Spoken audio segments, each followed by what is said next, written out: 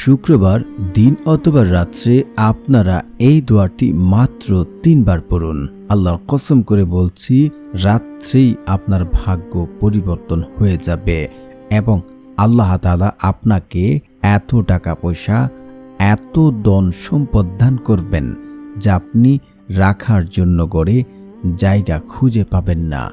আল্লাহ তাআলা আপনার জীবনের অভাব অনটন চিরতরে মুছে দেবে।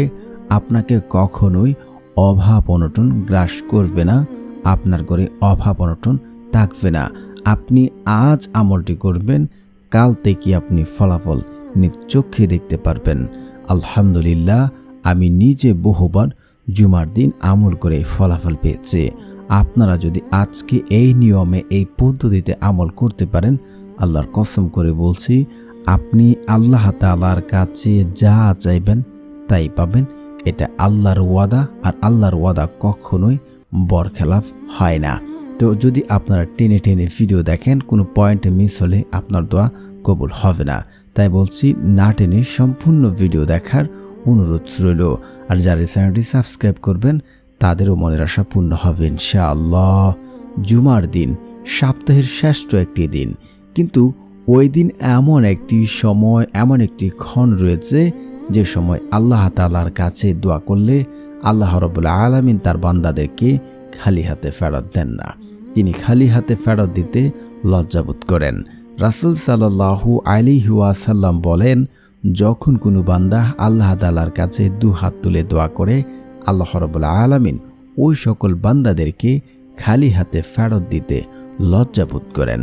আল্লাহ রাব্বুল আলামিন তার বান্দাদেরকে কখনোই খালি হাতে ফেরত দেন না। কিন্তু আজ আমরা অনেকে জুমার দিন অলসতা করে কাটিয়ে দেই। আমাদের মাঝে এমন অনেক হাজার হাজার বেকারত্ব যুবক ভাইরা রয়েছেন, অভাব অনটনে অনেকেই রয়েছেন, মাসে মাসে অনেক টাকা ইনকাম করছেন, কিন্তু সংসার থেকে যেন কোনোভাবেই দারিদ্রতা দূর হচ্ছে না, সংসার থেকে অভাব অনটন দূর হচ্ছে না। আপনি বুঝতেও পারছেন না কি কারণে যেন আপনার সংসারে এত অভাব অনটন, এত সমস্যা লেগে আছে। আপনি বিপদে পড়ে আছেন, বিপদ দেখেও উদ্ধার হতে পারছেন না।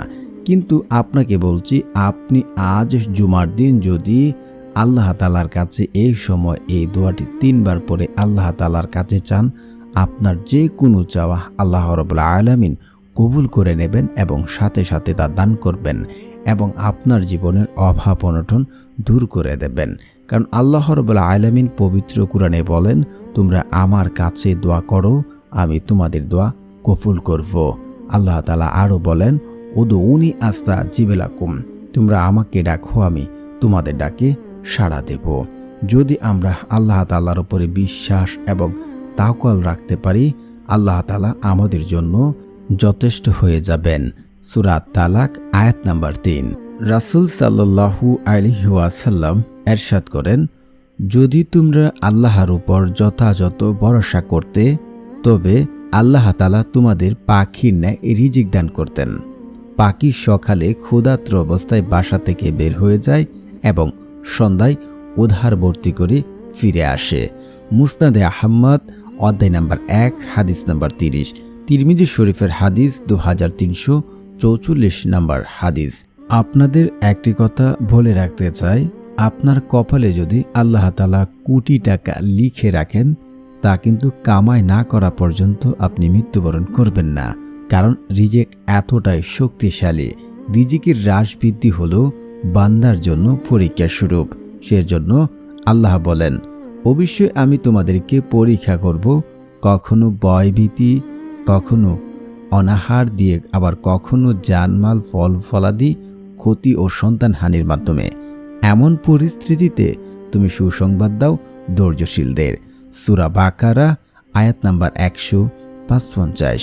নবী করিম সাল্লাল্লাহু আলাইহি ওয়াসাল্লাম ইরশাদ করেন, হে মানুষ, তোমরা আল্লাহকে ভয় করো, ধন সম্পদ সংগ্রহণ উত্তম পন্থা অবলম্বন করো, কেননা কেউ তার রিজিক পরিপূর্ণ না করে মৃত্যুবরণ করবে না, যদিও তা অর্জন বিলম্ব হোক না কেন। সুনানে ইবনে মাজা শরীফের হাদিস। তো প্রিয় বন্ধুরা, যারা অভাব অনটনে দুঃখ কষ্ট রয়েছেন, আপনারা কখনই ধৈর্য হারা হতাশ হবেন না। কারণ আল্লাহ তাআলা যদি আপনার জীবনে কোটি কোটি টাকা লিখে রাখে, সে টাকা ইনকাম না করা পর্যন্ত আপনি মৃত্যুবরণ করবেন না। হয়তো সাময়িক সময়ের জন্য আল্লাহ তাআলা আপনাকে পরীক্ষা নিচ্ছে, কারণ আল্লাহ তাআলা যাকে ইচ্ছা তাকে অঢল ধন সম্পদ দান করেন, আবার যাকে ইচ্ছা তাকে অভাব অনটনে ফেলেন, পরীক্ষা করেন। তো আপনারা কখনোই হতাশ এবং ধৈর্যহারা হবেন না। আল্লাহ তাআলার হুকুম আহকাম মেনে চলুন এবং আল্লাহ তাআলার কাছে ধৈর্য সহকারে আমল করুন। তো আজ যেহেতু জুমার দিন, আমরা যদি আল্লাহ তাআলার কাছে এই পদ্ধতিতে এই নিয়মে চাইতে পারি, আল্লাহ তাআলা আমাদের সকল চাওয়া পূর্ণ করবেন। হাদিস শরীফে ওই সময়টাকে সংক্ষিপ্ত সময় বলে উল্লেখিত করেছেন। তো আমরা জীবনে যতগুলো দোয়া করেছি নিয়ম এবং শর্ত মেনে, আল্লাহ তাআলা কিন্তু আমাদের সকলের দোয়াই কবুল করেছেন। কিন্তু যদি আপনি শর্ত না মানেন, তাহলে আপনার দোয়া কখনোই কবুল হবে না। আমাদেরকে অনেকেই বলেন আমার দোয়া কবুল হচ্ছে না, আমি দোয়া করছি ফলাফল পাচ্ছি না। দেখুন আপনার মাঝে এই সমস্যাগুলো রয়েছে কিনা। এক হচ্ছে যে আপনি পিতামাতার অবাধ্য সন্তান হলে আপনার দোয়া কবুল হবে না। দ্বিতীয়ত হচ্ছে 5 ওয়াক্ত নামাজ আদায় না করলে আপনার দোয়া কবুল হবে না। তৃতীয়ত হচ্ছে আত্মীয় সম্পর্ক ছিন্নিত করার দোয়া করলে ওই ব্যক্তির দোয়া কবুল হবে না। চতুর্থত হচ্ছে আমল করলে পুনরায় পাপ কাজে জড়িয়ে পড়লে আপনার দোয়া কবুল হবে না। 5 নাম্বার হচ্ছে যে ব্যক্তি হারাম খাবার খাবে, ওই ব্যক্তির দোয়া আল্লাহ তাআলা কখনোই কবুল করবেন না। সর্বশেষ হচ্ছে যে ব্যক্তি তাড়াহুড়া করে। আপনি যদি তাড়াহুড়া করে ফেলেন, আপনার দোয়া কখনোই কবুল হবে না। কারণ একটি হাদিস এমন রয়েছে যে বান্দার দোয়া ততক্ষণ পর্যন্ত কবুল হয় যতক্ষণ পর্যন্ত সে বলে যে আমার দোয়া তো আল্লাহ কবুল করলো না। তো এই কাজগুলি যদি আপনি না করেন, তাহলে আমি আল্লাহর কসম করে বলছি, আজ জুমার দিন যদি বা রাত্রে আপনারা এই আমলটি করতে পারেন, আল্লাহর কসম করে বলছি ভাই, আপনার দোয়া কবুল হবে। আল্লাহ তাআলা আপনাকে খালি হাতে কখনোই ফেরত দেবেন না। তো আপনারা আমলটি করার জন্য কিভাবে আমল করবেন বা কোন নিয়মগুলো আগে ফলো করতে হবে। তো প্রথমত আপনাদেরকে বলতে চাই, যেহেতু জুমার দিন, আপনারা আসরের নামাজের পর মাগরিবের নামাজের আগে ওই সময়টাতে দোয়া করবেন। এই সময়টা হাদিস দ্বারা উল্লেখিত রয়েছে এবং আপনি একই দিনে আবার রাত্রে তাহাজ্জুদের নামাজ পড়ে আমলটি করতে পারেন। তো আপনারা প্রথমত উজু করে নেবেন। উজু করে এসে আপনারা জায়নামাজ বিছিয়ে বসবেন। বসে আপনি যদি রাত্রে আমলটি করেন, তাহলে আপনি 2 রাকাত নফল নামাজ পড়ে নেবেন। আর যদি দিনে এখন আমলটি করছেন, তাহলে আপনাকে নফল নামাজ পড়তে হবে না।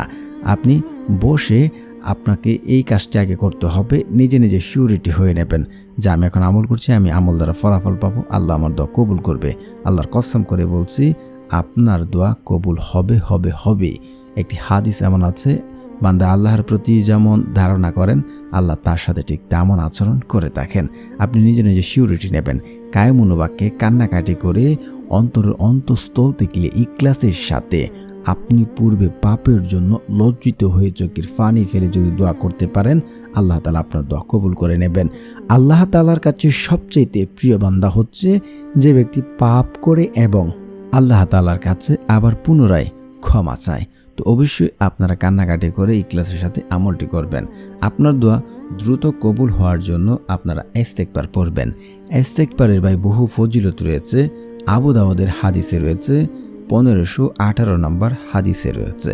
আপনি যদি ইস্তেগফার পড়ে আর কোনো ব্যক্তি যে ইস্তেগফার পড়ে, তার জীবনের অভাব অনটন, দুঃখ কষ্ট, দারিদ্রতা, বিপদ আপদ আল্লাহ রাব্বুল আলামিন তা কুদরতিভাবে দূর করে দেবেন। শুধু তাই নয়, তাকে এমন সকল জায়গা থেকে, যে জায়গা থেকে আপনি কোনোদিন চিন্তা করেননি, কল্পনা করেননি, এমন সকল জায়গা থেকে আল্লাহ তাআলা আপনাকে রিজিক দান করবেন, যা আপনি কোনোদিন চিন্তা করেননি, কল্পনাও করেননি। অবশ্যই আপনারা 121 বার ইস্তেগফার পড়বেন। আর যদি সম্ভব হয় আপনারা 1000 বারও পড়তে পারেন, সমস্যা নেই, সমস্ত দিনে পড়তে পারেন। তো আপনার এই নিয়মে পড়বেন, আস্তাগফিরুল্লাহ আস্তাগফিরুল্লাহ আস্তাগফিরুল্লাহ আস্তাগফিরুল্লাহ আস্তাগফিরুল্লাহ পড়বেন না, তাহলে উচ্চারণ হবে না, আপনার দোয়া কবুল হবে না। তারপরে হচ্ছে আপনারা দুরূদ শরীফ পড়বেন, কারণ রাসূল সাল্লাল্লাহু আলাইহি ওয়াসাল্লামের উপরে যদি কেউ দুরূদ না পড়ে, তাহলে ওই ব্যক্তির দোয়া কবুল হবে না। সেটা আসমানে গিয়ে ঝুলন্ত অবস্থায় থাকবে, তাহলে ওই ব্যক্তির দোয়া কখনোই কবুল হবে না। তো আপনারা যারা দুরুদ পারেন না আমার সাথে সাথে দুরুদ ইব্রাহিম পড়ে নিন, এবং যারা পারেন পড়ে নিন এবং শুনলেও হয়ে যাবে ইনশাআল্লাহ। আল্লাহুম্মা সাল্লি আলা মুহাম্মাদি ওয়া আলা আলি মুহাম্মাদ কামা সাল্লাইতা আলা ইব্রাহিম ওয়া আলা আলি ইব্রাহিম ইন্নাকা হামিদুম মাজিদ। আল্লাহুম্মা বারিক আলা মুহাম্মাদি ওয়া আলা আলি মুহাম্মাদ কামা বারাকতা আলা ইব্রাহিম ওয়া আলা আলি ইব্রাহিম ইন্নাকা হামিদুম মাজিদ। তারপর হচ্ছে আপনারা পড়ে নেবেন সূরা ফাতিহা একবার। বিসমিল্লাহির রহমানির রহিম, আলহামদুলিল্লাহি রাব্বিল আলামিন, আর রহমানির রহিম, মালিকি ইয়াউমিদ্দিন, ইয়্যাকা না'বুদু ওয়া ইয়্যাকা নাস্তাঈন, ইহদিনাস সিরাতাল মুস্তাকিম, সিরাতাল লাযীনা আন'আমতা আলাইহিম গায়রিল মাগদুবি আলাইহিম ওয়ালাদ-দাল্লিন, আমিন। তারপরে হচ্ছে আপনারা পড়ে নেবেন সূরা ইখলাস 10 বার। বিসমিল্লাহির রহমানির রহিম, কুল হুয়াল্লাহু আহাদ, আল্লাহুস সামাদ, লাম ইয়ালিদ ওয়া লাম ইউলাদ ওয়া লাম ইয়াকুল লাহু কুফুয়ান আহাদ। তারপর হচ্ছে আপনারা এই দোয়াটি 3 বার পড়ে নেবেন। তো প্রিয় বন্ধুরা, যারা এই চ্যানেলটি সাবস্ক্রাইব করবেন তাদের মনের আশা পূর্ণ হবে ইনশাআল্লাহ। দোয়াটি হচ্ছে আল্লাহুম্মা ইন্নী আউযু বিকা মিনাল কুফরি ওয়াল ফাখরি, আল্লাহুম্মা ইন্নী আউযু বিকা মিন আযীবাল কবরি, লা ইলাহা ইল্লা আনতা। এটি আবু দাউদের হাদিসে রয়েছে। হে আল্লাহ, আপনার নিকট কুফরি ও দারিদ্র থেকে আশ্রয় চাচ্ছি। তো তারপর আপনারা আল্লাহ তাআলার কাছে 2 হাত তুলে কায়েম মনোবাক্যে এখানে এবং বিশ্বাসে আমলটি করুন। এবং যারা আজকের এই আমলটি করতে চান সকলেই কমেন্টে লিখুন আমিন আমিন, এবং মনের আশাগুলো লিখে যান। সকলেই লিখুন আমিন, ইনশাআল্লাহ মনের আশা পূর্ণ হবে।